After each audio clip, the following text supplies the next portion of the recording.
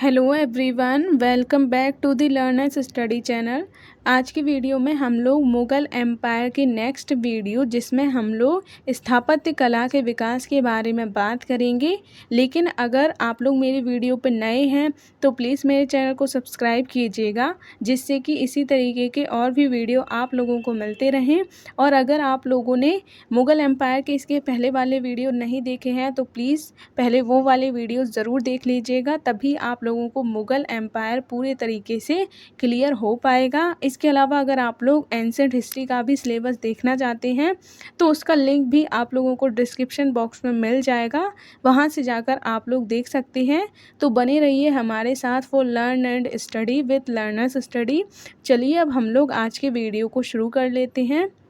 सबसे पहले हम लोग मुग़ल एम्पायर जो है इसके स्थापत्य कला के बारे में कुछ बातें कर लेते हैं। जैसे कि इस टाइम हमें इस्लामिक स्थापत्य देखने को मिलता है, जबकि हम लोगों ने दिल्ली सल्तनत में बात की थी कि वहाँ पर हमें इस्लामिक स्थापत्य भी देखने को मिलता था, और इसके अलावा भारतीय स्थापत्य भी देखने को मिलता था, और इसके अलावा इंडो इस्लामिक यानी कि जिसमें इस्लामिक और भारतीय दोनों ही स्थापत्य के गुण होते थे, वो दोनों ही तरीके के तीनों ही तरीके के देखने को मिलते थे।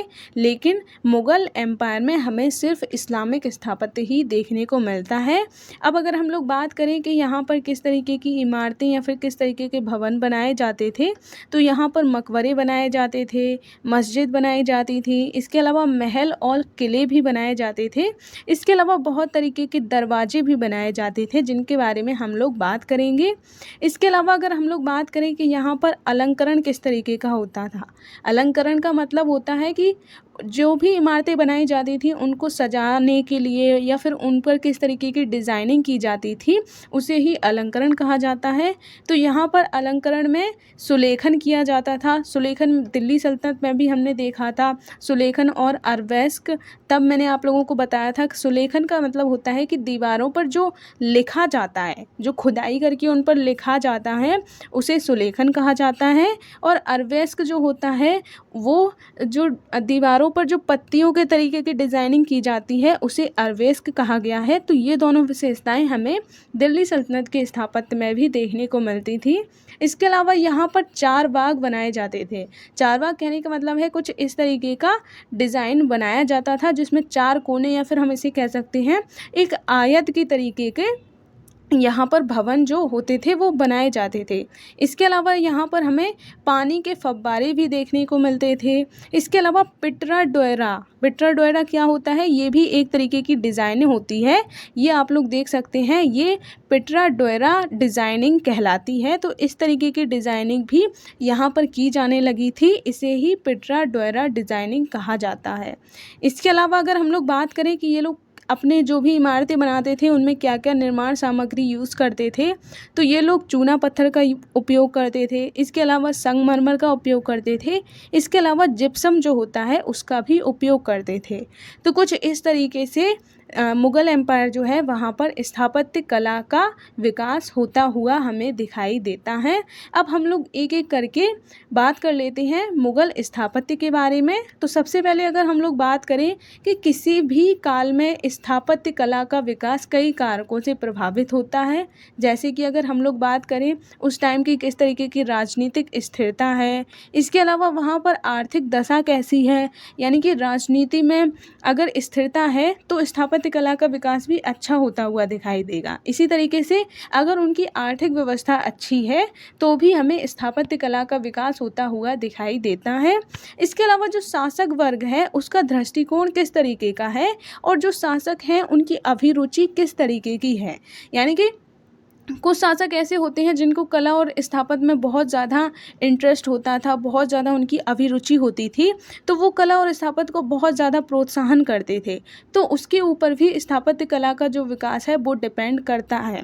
इसके अलावा कला स्थापत्य के विकास की परंपरा किस तरीके की है, यानी कि वहाँ पर किस तरीके की परंपरा पहले से चली आ रही है। ऐसा होता है ना कि जैसा पहले से चला आ रहा होता है, ज़्यादातर जो चीज़ें हैं वो उसी अकॉर्डिंग होती हैं। हालांकि बाद में थोड़े बहुत बदलाव आते चले जाते हैं तो उसके ऊपर भी स्थापत्य कला का विकास डिपेंड करता है। इसके अलावा किस तरीके की निर्माण सामग्री उपयोग की जा रही है उसके ऊपर भी डिपेंड करता है।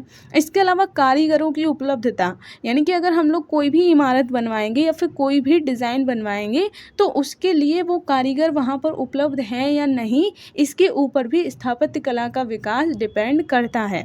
जैसे कि अभी मैंने आप लोगों को पिटरा डोएरा डिज़ाइनिंग के बारे में बताई, तो ये किस लिए डिज़ाइनिंग हो पाई, क्योंकि वहाँ पर पिटरा डोएरा डिज़ाइन करने वाले कारीगर उपलब्ध होते थे।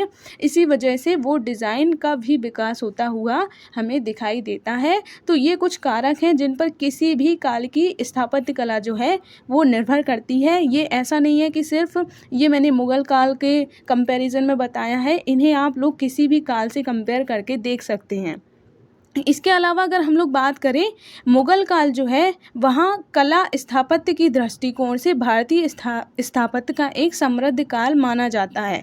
ये आप लोग यहाँ पर थोड़ा सही कर लीजिएगा, यहाँ पर ये है कि मुग़ल काल जो है उसे कला स्थापत्य के दृष्टिकोण से भारतीय इतिहास का सबसे समृद्ध काल माना जाता है। ऐसा माना जाता है कि जितना ज़्यादा स्थापत्य कला का विकास मुग़ल काल में हुआ है उतना और किसी भी काल में नहीं हुआ है। तो अब हम लोग एक एक करके सभी शासकों के टाइम पर किस तरीके से स्थापत्य कला का विकास हुआ है उसके बारे में बात कर लेते हैं। तो जैसा कि आप लोगों को पता होगा, मुग़ल काल जो है उसकी शुरुआत बाबर के टाइम से हुई थी, इसीलिए बाबर को मुग़ल साम्राज्य का संस्थापक कहा जाता है। तो सबसे पहले हम लोग बाबर के टाइम पर बात कर लेते हैं। तो जैसा कि आप लोगों को पता होगा, बाबर जब भारत आया था तो उसके बहुत से उसने युद्ध किए थे, जैसे कि राणा सांगा के साथ, इसके अलावा पानीपत का युद्ध हुआ था इब्राहिम लोदी के साथ, इसके अलावा खानवा का युद्ध, इसी तरीके के और भी युद्ध हुए थे, घाघरा का युद्ध, चंदेरी का युद्ध। तो बाबर जो है उसके टाइम हमें राजनीतिक और आर्थिक कारण जो हैं वो सही देखने को नहीं मिलते थे, यानी कि बहुत तरीके की अस्थिरता थी। इस वजह से बाबर का जो योगदान है वो स्थापत्य कला की ओर ज़्यादा नहीं रहा है, क्योंकि उस टाइम बहुत ज़्यादा राजनीतिक और आर्थिक अस्थिरता देखने को मिल रही थी, जिस वजह से बाबर का हमें स्थापत्य कला की ओर ज़्यादा योगदान देखने को नहीं मिलता है। फिर भी इसने कुछ स्थापत्य का निर्माण करवाया था, क्योंकि इसकी जो इंटरेस्ट है वो स्थापत्य कला की ओर था, लेकिन इसके जो राज्य की राजनीतिक और आर्थिक परिस्थितियाँ ऐसी थीं जिस वजह से वो स्थापत्य कला का ज़्यादा विकास नहीं कर पाया। लेकिन फिर भी इसने कुछ स्थापत्य का निर्माण करवाया, जैसे कि इसने आगरा, पानीपत, संभल में बाबर के काल में कई मस्जिदों का निर्माण हुआ, जैसे उद्यानों का भी निर्माण करवाया इसने। तो इस तरीके से हम कह सकते हैं कि कुछ एग्जाम्पल तो हमें देखने को मिल जाते हैं, जैसे कि इसने कुछ मस्जिदें बनवाई, कुछ उद्यान बनवाए, लेकिन फिर भी इसको इतना ज़्यादा टाइम नहीं मिला और इसके राज्य में स्थिरता भी नहीं थी, इस वजह से इसका हमें ज़्यादा योगदान देखने को नहीं मिलता है। अगर हम लोग इन इमारतों की विशेषताओं के बारे में बात करें तो इनमें हमें नियोजन और विशालता देखने को मिल जाती है। नियोजन का मतलब होता है प्लानिंग। नियोजन एक इकोनॉमिक्स का शब्द है जिसका मतलब होता है प्लानिंग। तो ये जो इमारतें बनाई जाती थी वो पूरे तरीके से प्लान करके, यानी कि उनका एक तरीके से हम कह सकते हैं स्ट्रक्चर बना के इनका जो निर्माण है वो किया जाता था। तो ये सब हमें बाबर के टाइम पर देखने को मिलता है। अब हम लोग नेक्स्ट बात कर लेते हैं हुमायूं के टाइम पर। तो हुमायूं का काल भी राजनीतिक अस्थिरता का काल माना जाता है, क्योंकि हुमायूं के टाइम पर भी जो शेरशाह सूरी हैं उसके साथ उसके बहुत बार युद्ध हुए। इसके अलावा एक बार हुमायूं जो है वो उसको अपने शासन से हाथ धोना पड़ता है और फिर शेरशाह सूरी शासक बन जाता है, वो पूरा मुग़ल साम्राज्य उसके पास चला जाता है। लेकिन फिर बाद में हुमायूं फिर से किसी भी तरीके से शेरशाह से अपना साम्राज्य वापस ले लेता है। तो इस तरीके से हुमायूं का जो काल है वो बहुत ज़्यादा राजनीतिक अस्थिरता का काल माना जाता है। इस वजह से हुमायूं, इसके अलावा हुमायूं के बारे में अगर हम बात करें तो हुमायूं ना तो व्यवस्थित प्रशासनिक ढांचे का निर्माण कर पाता है और ना ही राज्य के एक मजबूत आधार का, यानी कि इतनी ज़्यादा अस्थिरता देखने को मिल रही थी हुमायूं के टाइम पर कि वो किसी भी तरीके के अपने राज्य में विकास का काम नहीं कर पाता है, ना तो प्रशासनिक ढांचे का निर्माण कर पाता है और ना ही राज्य के लिए एक मजबूत आर्थिक आधार तैयार कर पाता है। इसीलिए जब अकबर आता है तो उसको बहुत सारी प्रॉब्लम्स देखने को मिलती हैं, क्योंकि राज्य में बहुत ज़्यादा अस्थिरता थी और जब अकबर सिर्फ 13 साल का था तभी उसे शासक बना दिया गया था। तो इस वजह से बाद में लेकिन फिर भी अकबर ने अपने राज्य का बहुत ज़्यादा विकास किया, तो उसके बारे में हम लोग आगे देखेंगे। लेकिन फिर भी हुमायूं के टाइम पर हमें कुछ स्थापत्य का निर्माण देखने को मिलता है, क्योंकि हुमायूं की भी कला स्थापत्य में अभिरुचि देखने को मिलती है। इसलिए उसने दिल्ली में दीन पनाह नामक एक शहर की नींव रखी, यानी कि बहुत ज़्यादा अस्थिरता थी, इसलिए ये भी कुछ ज़्यादा स्थापत्य का निर्माण नहीं करवा पाया। लेकिन इसने दिल्ली में एक नया शहर बनवाया था जिसे दीन पनाह नाम दिया गया था। तो ये हुमायूं के बारे में था। अब हम लोग अकबर के बारे में बात कर लेते हैं। अकबर का जो काल है, यहाँ से स्थापत्य कला का विकास अपने चरम पर पहुँचता हुआ दिखाई देता है। इसीलिए यहाँ जो है वो हमें बहुत ज़्यादा स्थापत्य का निर्माण होता हुआ दिखाई देता है। तो सबसे पहले अगर हम लोग बात करें, अकबर के टाइम में हमें बड़ी संख्या में इमारतों का निर्माण होता हुआ दिखाई देता है, जैसे कि आगरा में फतेहपुर सीकरी और इलाहाबाद इत्यादि शहरों में किलों का निर्माण करवाया इसने। इसके अलावा दिल्ली में हुमायूं के मकबरे का निर्माण भी करवाया। तो अकबर ने क्या किया था, इसने बहुत सारी इमारतों का निर्माण करवाना शुरू किया था। सबसे पहले तो जब ये शासक बना था तो इसके राज्य में जो भी राजनीतिक और आर्थिक अस्थिरता थी उसको इसने दूर किया। फिर उसके बाद इसका भी इंटरेस्ट स्थापत्य कला की ओर बहुत ज़्यादा था।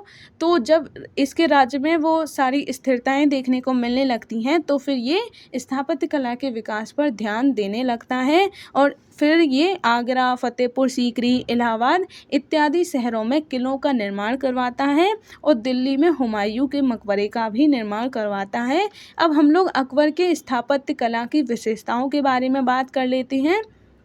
तो राजनीतिक एवं सुरक्षात्मक दृष्टिकोण से इसने इमारतों का निर्माण करवाया था, यानी कि इसने ऐसी इमारतें बनाई थी जिससे कि ये सुरक्षात्मक दृष्टिकोण से भी महत्वपूर्ण हों। इसके अलावा अगर हम लोग बात करें सुरक्षात्मक और राजनीतिक दृष्टिकोण से इसने किस तरीके से इमारतों का निर्माण करवाया था, तो उत्तर पश्चिम पर नियंत्रण रखने के लिए इसने लाहौर में किले का निर्माण करवाया था और पूरब के साइड अगर हम लोग बात करें, पूरा उत्तर पूर्व वाला जो एरिया है वहाँ पर नियंत्रण रखने के लिए इसने इलाहाबाद में किले का निर्माण करवाया था। तो इसने राजनीतिक और सुरक्षात्मक दृष्टिकोण को ध्यान में रखते हुए 2 जगह किलों का निर्माण करवाया था। एक तो लाहौर में जो उत्तर पश्चिम पर नियंत्रण रखने के लिए बहुत महत्वपूर्ण माना जाता था, और दूसरा इसने इलाहाबाद में करवाया था जो उत्तर पूर्व वाला एरिया है, वहाँ पर राजनीतिक और सुरक्षात्मक दृष्टिकोण से महत्वपूर्ण माना जाता था। इसके अलावा इसकी जो इमारतें होती थी उनमें हमें विशालता और भव्यता देखने को मिलती है। इसके अलावा इसने इमारतों के निर्माण में नियोजन के साथ साथ प्रकृति के साथ बेहतरीन तरीके से सामंजस्य बिठाया था, यानी कि इसके जो इमारतें हुआ करती थी उनमें सिर्फ हमें ऐसा नहीं है कि बहुत बड़ी बड़ी और विशालता ही देखने को मिलती थी, ये सब के साथ साथ इसने प्रकृति से सामंजस्य बिठाने का भी प्रयास किया, यानी कि यहाँ पर इसने बहुत सारे उद्यानों का भी निर्माण करवाया। इसके अलावा प्रकृति से इसका संपर्क होता रहे इस तरीके से इसने अपनी इमारतों का निर्माण करवाया था। इसके अलावा किले के भीतर धार्मिक और लौकिक प्रयोग के दृष्टिकोण से बड़ी संख्या में इमारतों का निर्माण करवाया, जैसे कि अगर हम लोग बात करें फतेहपुर सीकरी के अंदर दीवाने आम, दीवाने खास, इसके अलावा जोधाबाई का महल, बुलंद दरवाज़ा, जामा मस्जिद, सलीम चिश्ती का मकबरा इत्यादि जो इमारतें हैं वो अकबर ने धार्मिक और लौकिक प्रयोग के दृष्टिकोण में रखते हुए बनाई थी। जैसे कि अगर हम लोग बात करें, ये आप लोग देख सकते हैं, ये बुलंद दरवाज़ा है, ये जोधाबाई का महल है। इसके अलावा और भी आप लोग देख सकते हैं, ये दीवाने आम है, ये दीवाने खास है, और ये दीवाने खास आगरा वाला दीवाने खास है, दिल्ली वाला दीवाने खास नहीं है। इसके अलावा ये सलीम चिश्ती का मकबरा है। तो इस तरीके की बहुत सारी इमारतें हैं जिनका निर्माण अकबर के टाइम पर हुआ था और इनमें हमें बहुत ज़्यादा भव्यता और विशालता देखने को मिलती है। जैसे कि बुलंद दरवाज़ा आप लोग देख सकते हैं, ये बहुत ही ज़्यादा बड़ा और बुलंद दरवाज़ा इसे नाम इसीलिए दिया गया है क्योंकि ये बहुत बड़ा और विशाल दरवाज़ा देखने को मिलता है। और ये जोधाबाई का महल आप लोग देख सकते हैं। तो इस तरीके से अकबर के टाइम पर हमें इमारतों का निर्माण होता हुआ दिखाई देता है। अब हम लोग नेक्स्ट बात कर लेते हैं, इंडो इस्लामिक स्थापत्य के भी कुछ साक्ष्य हमें अकबर के टाइम की इमारतों में देखने को मिल जाते हैं। यानी कि वैसे तो कहा जाता है कि इस टाइम के जो स्थापत्य हैं वो सिर्फ इस्लामिक स्थापत्य हैं क्योंकि उन पर ही ज़्यादा ध्यान दिया जाता था, लेकिन फिर भी क्योंकि यहाँ पर भारतीय राज्य भी बहुत सारे हुआ करते थे तो इस वजह से थोड़ा बहुत उन पर भारतीय स्थापत्य का भी प्रभाव पड़ता हुआ दिखाई देता है, इसीलिए उसे इंडो इस्लामिक इस्लामिक स्थापत्य भी कहा गया है। जैसे कि अगर हम लोग बात करें आगरा के किले में जहांगीर का जो महल है वहाँ पर हमें ग्वालियर के किले का प्रभाव पड़ता हुआ दिखाई देता है। यानी कि आगरा में जहांगीर का जो महल बनाया गया है उस पर ग्वालियर का जो किला है उसका प्रभाव पड़ता हुआ दिखाई देता है। ग्वालियर का जो किला है वो एक हिंदू राजा हुआ करते थे वहाँ पर, तो उन्होंने बनवाया था। और जहांगीर का जो महल है वो आप लोग इस्लामिक स्थापत्य का देख सकते हैं। तो इस तरीके से ग्वालियर का किला भारतीय स्थापत्य में बनाया गया था, तो इस तरीके से इसका भी थोड़ा बहुत प्रभाव जहांगीर के महल पर पड़ा था, इसीलिए इसे इंडो इस्लामिक स्थापत्य कहा जाता है। इसके अलावा अलंकरण के बारे में अगर हम लोग बात करें तो अलंकरण में भी हमें कुछ हिंदू स्थापत्य के प्रमाण देखने को मिल जाते हैं, जैसे कि मोर और सर्प जैसी आकृतियां बनाई गई हैं, तो वो भी भारतीय स्थापत्य के प्रमाण माने जाते हैं। इसी तरीके से फतेहपुर सीकरी में जोधाबाई के महल पर हिंदू स्थापत्य का प्रभाव दिखाई देता है। इसके अलावा अगर हम लोग बात करें भित्ति चित्र का निर्माण किया गया है। इसके अलावा जोधाबाई के महल में हमें तुलसी के चौरे का निर्माण होता हुआ भी दिखाई देता है। तो ऐसा आप इसलिए भी कह सकते हैं कि जोधाबाई जो थी वो एक राजपूत राजकुमारी थी, तो हो सकता है अकबर ने उनके दृष्टिकोण को ध्यान में रखते हुए वहाँ पर कुछ भारतीय स्थापत्य की जो चीज़ें हैं या भारतीय स्थापत्य की जो विशेषताएं हैं उनका प्रयोग या फिर उनका उपयोग भी वहाँ पर किया गया होगा। तो इस वजह से भी हम कह सकते हैं कि यहाँ पर हमें इंडो इस्लामिक स्थापत्य के साक्ष्य देखने को मिलते हैं। इसके अलावा दीवाने आम और पंचमहल जो है उस पर बौद्ध स्थापत्य का भी प्रभाव दिखाई देता है। तो ये कुछ एग्जाम्पल हैं जिनसे हम कह सकते हैं कि जो इस्लामिक स्थापत्य है या फिर मुगल काल का जो अकबर के टाइम का इस्लामिक स्थापत्य है वो इंडो इस्लामिक स्थापत्य कहा जा सकता है।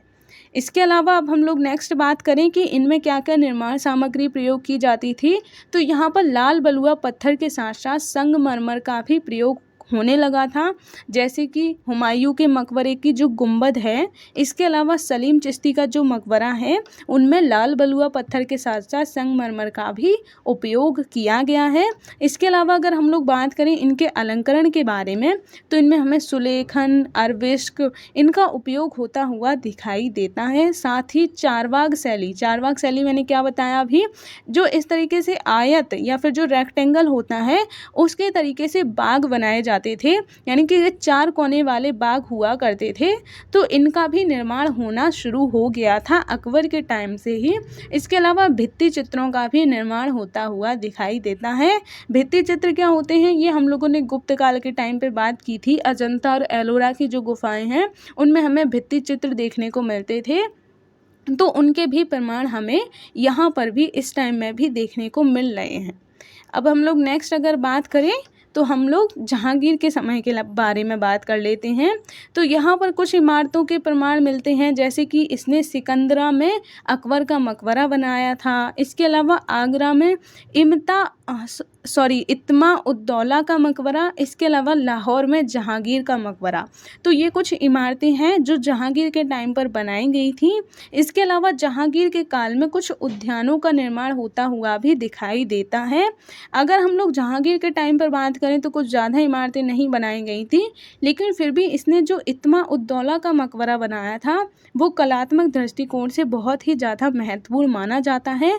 इत्मा उद्दौला का जो मकबरा था वो पूर्णतः संगमरमर से निर्मित पहला मकबरा या पहली इमारत माना जाता है जो पूरे तरीके से संगमरमर से बनाया गया था। बाद में हमें ताजमहल भी देखने को मिलता है, वो शाहजहां के टाइम पर था जो पूरे तरीके से संगमरमर से बनाया गया था। तो पहली जो इमारत है जो पूरे तरीके से संगमरमर से बनी थी वो इत्मा उद्दौला का मकबरा था। इसके अलावा अगर हम लोग बात करें इसने हुमायूं के मकबरे और ताजमहल के बीच की कड़ी के तौर पर भी देखा जाता है, यानी कि इत्मा उद्दौला का जो मकबरा है वो ताजमहल और जो हुमायूं का मकबरा था जो अकबर के टाइम पे बना था उन दोनों के बीच की कड़ी के तौर पर देखा जाता है, क्योंकि अभी हम लोगों ने बात की कि हुमायूं का जो मकबरा था उसमें लाल बलुआ पत्थर के साथ संगमरमर का प्रयोग होता था, जबकि जो अभी हम लोग आगे बात करेंगे शाहजहाँ के टाइम पर जो ताजमहल है वो पूरे तरीके से संगमरमर से बनाया गया था। और जबकि अभी हम जो इत्मा-उद-दौला के मकबरे के बारे में बात कर रहे हैं तो ये पूरे तरीके से संगमरमर से बनाई हुई पहली इमारत है, इसीलिए इसे हुमायूं के मकबरे और ताजमहल के बीच की कड़ी भी कहा गया है। अब हम लोग नेक्स्ट बात कर लेते हैं, ये आप लोग देख सकते हैं ये अकबर का मकबरा है और ये इत्मा-उद-दौला का मकबरा आप लोग देख सकते हैं जो पूरे तरीके से संगमरमर से बनाया गया था। और ये देखने में तो वैसे थोड़ा सा इसका जो स्ट्रक्चर है वो ताजमहल जैसा ही लग रहा है, इसीलिए इसे जो हुमायूं का मकबरा है और ताजमहल के बीच की कड़ी कहा गया है। तो अब हम लोग नेक्स्ट बात कर लेते हैं शाहजहाँ के टाइम पर। कलात्मक सौंदर्य के दृष्टिकोण से इसे मुग़ल स्थापत्य का चरमोत्कर्ष माना जाता है, यानी कि यहाँ पर हमें बहुत ज़्यादा कलात्मक सौंदर्य देखने को मिलता है शाहजहाँ के टाइम की इमारतों में। इस काल में आगरा के किले में स्थित दीवाने आम, दीवाने खास, मोती मस्जिद, दिल्ली में लाल किला, इसके अलावा किले के भीतर बड़ी संख्या में इमारतों का निर्माण तथा किले के बाहर जामा मस्जिद का निर्माण और आगरा में ताजमहल का निर्माण, तो इतनी सारी इमारतें जो हैं उनका निर्माण हमें शाहजहाँ के टाइम पर होता हुआ दिखाई देता है। और ये सब जो इमारतें हैं वो कलात्मक दृष्टिकोण से बहुत ही ज़्यादा महत्वपूर्ण इमारतें मानी जाती हैं, इसीलिए शाहजहाँ का जो टाइम पीरियड है उसे मुग़ल स्थापत्य का चरमोत्कर्ष का काल माना जाता है। तो ये आप लोग देख सकते हैं ये ताजमहल है, ये तो आप लोग पहचानते ही होंगे। इसके अलावा अगर हम लोग बात करें ये लाल किला है, तो ये भी शाहजहाँ के टाइम पर ही बनाया गया था। तो ज़्यादातर लोग सिर्फ ताजमहल को याद रखते हैं क्योंकि ताजमहल जो है वो शाहजहाँ ने अपनी जो उसकी वाइफ थी उसके मरने के बाद, जिसका नाम मुमताज़ महल था, तो उसी के नाम पर ताजमहल का नाम ताजमहल उसने रखा था मुमताज़ महल के नाम पर। तो इस तरीके से आप लोग देख सकते हैं लाल किले का निर्माण भी शाहजहाँ ने ही करवाया था। जो ये दोनों ही इमारतें जो हैं वो प्रेजेंट टाइम में बहुत ज़्यादा महत्वपूर्ण इमारतें मानी जाती हैं। तो आप लोग ध्यान रखिएगा कि ताजमहल के साथ ही लाल किले का निर्माण भी शाहजहाँ ने ही करवाया था। इसके अलावा अगर हम लोग बात करें अकबर की तरह शाहजहाँ के काल में भी राजनीतिक और सामाजिक आवश्यकताओं का ध्यान रखा गया था। साथ ही यहाँ पर भी हमें विशालता के साथ साथ, ये आप लोग यहाँ पर सही कर लीजिएगा, इसके अलावा अगर हम लोग बात करें शाहजहाँ के टाइम पर भी जो इमारतें बनाई गई थी उनमें भी विशालता के साथ साथ इसने प्रकृति के साथ सामंजस्य जैसे पहलुओं को और खूबसूरती के साथ इस दौर में दिखाया गया है। यानी कि जिसकी शुरुआत अकबर ने की थी वो अगर हम लोग कहें उसका चरमोत्कर्ष हमें शाहजहाँ के टाइम पर देखने को मिलता है। जिस तरीके की विशेषताएं हम लोगों ने अकबर के टाइम पर बात की थी वो उनको और ज़्यादा खूबसूरती से शाहजहाँ के टाइम पर दिखाया गया था या शाहजहाँ के टाइम पर उनको प्रयोग किया गया था। इसके अलावा अगर हम लोग बात करें इस काल की इमारतों पर भी विभिन्न संस्कृतियों का प्रभाव पड़ता हुआ दिखाई देता है, जैसा हम लोग अकबर के टाइम पर बात की थी। जैसे कि अगर हम लोग बात करें यहाँ पर बड़ी संख्या में स्तंभों का प्रयोग किया गया है। इसके अलावा कलश और कमल जैसी विशेषताएं हिंदू संप्रदाय का सूचक है तथा पिटरा ड्योरा का जो बड़े पैमाने पर प्रयोग किया गया है वो यूरोपियन या इटालियन के प्रभाव का सूचक माना जाता है। यानी कि पिटरा ड्योरा जो डिज़ाइनिंग है वो हमारे देश की नहीं है, वो यूरोपियन या फिर इटालियन जो लोग हैं उनकी देखने को मिलती है। तो इन सब का प्रभाव भी हमें शाहजहाँ के टाइम के स्थापत्य पर पड़ता हुआ दिखाई देता है।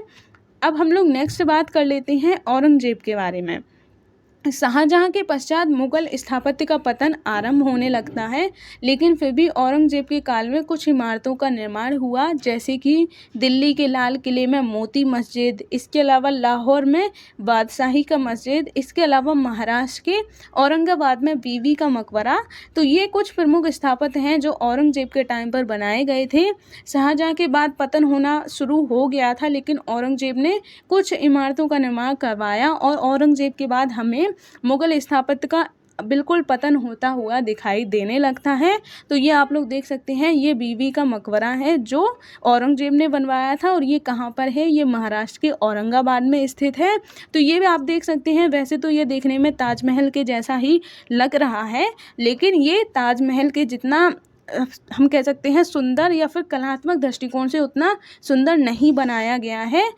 तो इस तरीके से आप लोग देख सकते हैं। तो ये था औरंगजेब के बारे में। हम लोग अब इसकी विशेषताओं को देख लेते हैं। इन इमारतों के निर्माण में अकबर और शाहजहां कालीन इमारतों की तरह विशालता और भव्यता दिखाई नहीं पड़ती है, ना ही कलात्मक दृष्टिकोण से मोती मस्जिद की चर्चा यहाँ पर होती है। यानी कि हम कह सकते हैं कि इसकी जो इमारतें हैं वो कलात्मक दृष्टिकोण से उतनी ज़्यादा महत्वपूर्ण नहीं थी, क्योंकि शाहजहां के टाइम पर ही हमें सबसे ज़्यादा कलात्मक सौंदर्य देखने को मिलता है। उसके बाद तो मुगल स्थापत्य का पतन होने लगता है और औरंगजेब ने स्थापत्य का निर्माण में थोड़ा सा सहयोग तो दिया था, लेकिन फिर भी उतना ज़्यादा नहीं दिया था। इसलिए यहाँ पर हमें सिर्फ इमारतें जो है वो ऐसे ही बस देखने को मिल जाती हैं, उनमें इतनी ज़्यादा कोई सौंदर्य देखने को नहीं मिलता है। इसके अलावा क्योंकि आप लोगों को पता होगा जो औरंगजेब का काल है वो राजनीतिक अस्थिरता का काल माना जाता है। यहाँ पर हम लोग बात करें अगर, तो राजनीतिक और आर्थिक कारणों से न केवल औरंगजेब बल्कि शाही स्थापत्य की परंपरा को भी प्रभावित किया। यानी कि औरंगजेब के टाइम पर जो भी राजनीतिक अस्थिरता देखने को मिल रही थी उसने औरंगजेब को भी बहुत ज़्यादा प्रभावित किया। इसके अलावा यहाँ का जो शाही स्थापत्य था उसको भी प्रभावित किया। यानी कि हम कह सकते हैं कि अगर औरंगजेब के टाइम पर इतनी ज़्यादा राजनीतिक अस्थिरता नहीं होती तो शायद हो सकता है जिस तरीके से शाहजहां के टाइम में स्थापत्य कला का विकास हुआ उसी तरीके से औरंगजेब के काल में भी होता। लेकिन चूंकि औरंगजेब के टाइम पर बहुत ज़्यादा राजनीतिक अस्थिरता देखने को मिल रही थी, इस वजह से हम कह सकते हैं कि औरंगजेब जो है वो उससे बहुत ज़्यादा प्रभावित हुआ, इसलिए वो कला के विकास पर ज़्यादा ध्यान नहीं दे पाया और इस वजह से फिर जो मुग़ल स्थापत्य है उसका भी पतन होता हुआ हमें दिखाई देता है। तो इस तरीके से आज के वीडियो में हम लोगों ने मुग़ल स्थापत्य कला के बारे में डिटेल में बात कर ली है। अब नेक्स्ट वीडियो में मैं आप लोगों को मुग़ल काल की चित्रकला के बारे में बताऊंगी। तो आज के वीडियो को हम बस इतना ही रखते हैं। अगर आपको पसंद आया हो तो प्लीज़ लाइक कीजिएगा और मेरे चैनल को सब्सक्राइब कीजिएगा। मिलते हैं हम नेक्स्ट वीडियो में, तब तक के लिए जय हिंद।